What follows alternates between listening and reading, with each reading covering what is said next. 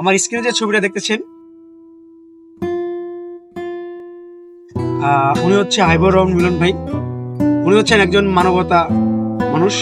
উনি যখন সৌদি প্রবাসী ছিলেন, সৌদি প্রবাসী থাকতেই অনেক কাজ করে গেছেন। যেমন ধরেন আমাদের লাইফ কেয়ার থেকে সে ফ্রিতে গরিব মানুষের জন্য চিকিৎসার ব্যবস্থা করেছে। সেন্ট্রাল হাসপাতালের থেকে সে ফ্রিতে চিকিৎসার ব্যবস্থা করেছে।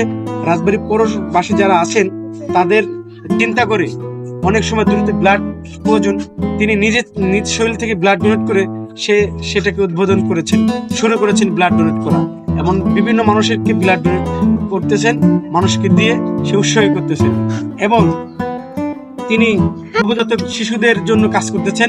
আপনারা দেখেছেন বিয়েতপুরে আমাদের যমুক দুটো নবজাতক বাচ্চা হওয়ার পরে তাদের নিয়ে আমাদের এক সাংবাদিক ভাই ভিডিও করার পরে তখনই তাৎক্ষণিক আমাদের দেশে থাকার কারণে হাবিবুর রহমান মিলন ভাই সে তাৎক্ষণিকভাবে সেই বাসায় যায় এবং সে বাসায় যায় সে নবজাতক শিশুর যেটুকু প্রয়োজন, নবজাতক শিশুর যে মা ছিলেন তার যেটুকু প্রয়োজন সেটুকু সে দিয়ে তাদেরকে সন্তুষ্ট করার চেষ্টা করেছেন।